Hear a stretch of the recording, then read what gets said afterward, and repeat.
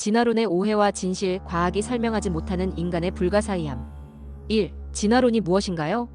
여러분, 학교에서 배운 과학 시간 기억나시나요? 우리는 흔히 인간은 원숭이에서 진화했다고 배워왔습니다. 진화론을 이야기할 때 가장 먼저 떠오르는 이미지는 아마 원숭이에서 점차 허리를 펴고 직립보행하는 인간의 모습일 겁니다. 하지만 과연 이것이 진화론의 진정한 메시지일까요? 그리고 이 상식은 정말 과학적 진실일까요? 이 인간은 원숭이에서 진화했다. 잘못된 상식의 시작. 먼저 오해를 풀기 위해 진화론의 핵심을 짚어보죠. 다윈의 진화론은 생물 종들이 오랜 시간에 걸쳐 환경에 적응하며 변화하고 그 과정에서 자연 선택을 통해 진화한다는 이론입니다. 이 이론은 생물학 분야에서 생물의 다양성을 설명하고 종을 분류하며 과학적 연구를 용이하게 하는데 지대한 공헌을 했습니다. 이 부분은 분명히 인정해야 할 과학적 성과입니다. 하지만 여기서 우리가 바로잡아야 할 가장 큰 오해가 있습니다. 바로 인간이 원숭이로부터 직접 진화했다는 믿음입니다. 현대 진화 생물학은 이렇게 말하지 않습니다. 인간과 오늘날 우리가 보는 원숭이는 서로 다른 종이며 각각 다른 방향으로 진화해온 것으로 추정할 뿐입니다. 진화는 일직선으로 진행되는 진보가 아닙니다. 더 고등한 생물로 향하는 것이 아니라 환경에 적응하는 과정입니다. 미토콘드리아와 같은 원시 생명체가 고등동물로 진화하고 그 안에서 원숭이가 생겨나고 다시 인간이 되었다는 식의 이야기는 진화론에 대한 심각한 왜곡이자 잘못된 상식입니다. 3. 진화론의 맹점, 사라지지 않는 원숭이와 부재하는 중간 화석. 이 인간, 원숭이 진화론이 가진 근본적인 의문점을 더 파고들어 볼까요? 만약 인간이 원숭이로부터 진화했다면 논리적으로 두 가지 질문이 제기됩니다. 첫째, 모든 원숭이는 사라지고 인간만이 존재해야 하는 것 아닐까요?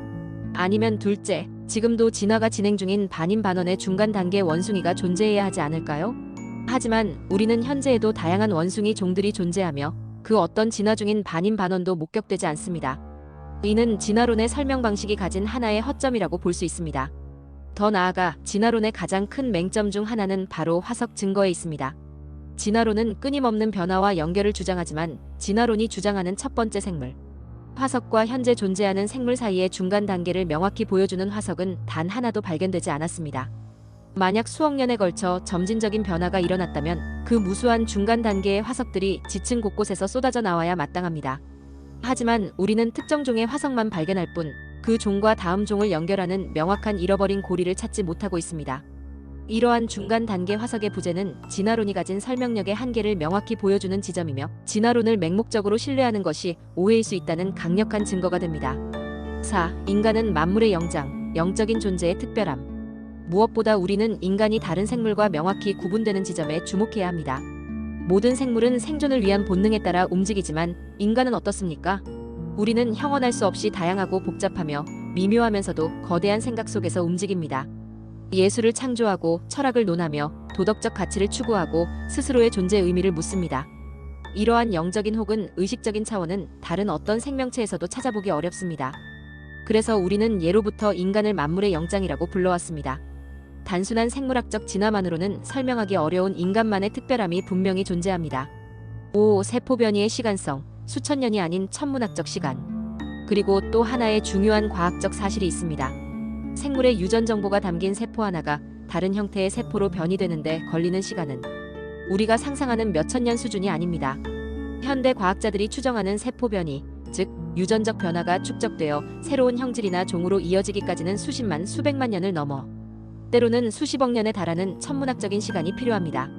우리가 화석 기록이나 유전체 연구를 통해 수억 년에 걸친 생명의 진화를 이야기하는 것은 바로 이처럼 거대한 시간의 흐름 속에서 아주 미세한 변이들이 쌓이고 쌓여 일어나는 변화를 말하는 것입니다.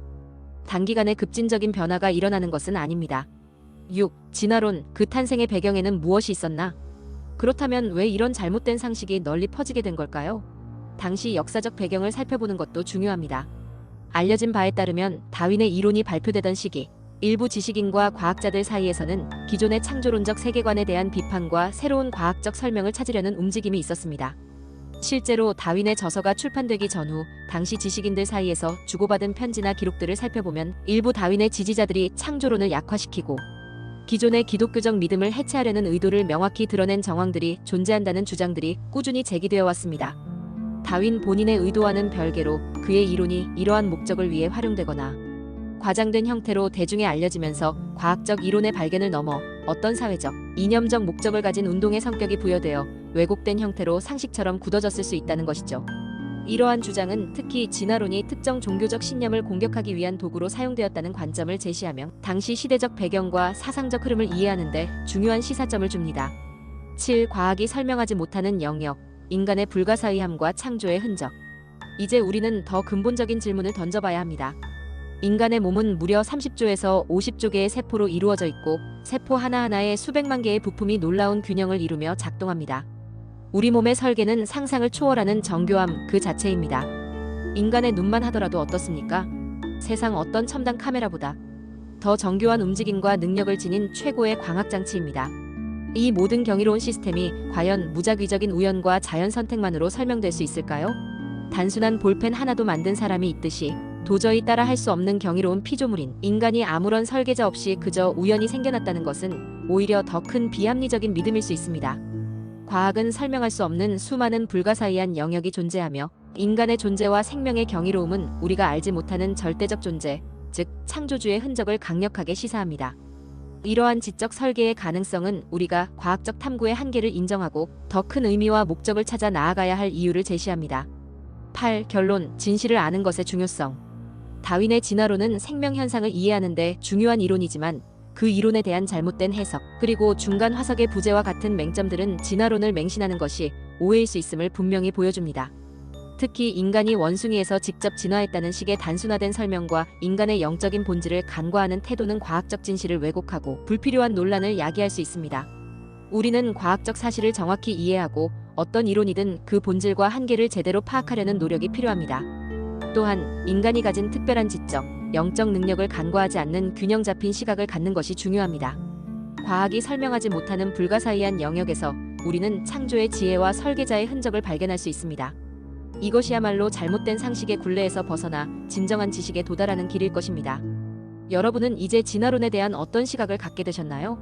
과학이 설명하지 못하는 영역, 그 안에 담긴 경이로운 창조의 흔적에 대해 여러분의 생각은 어떠신가요?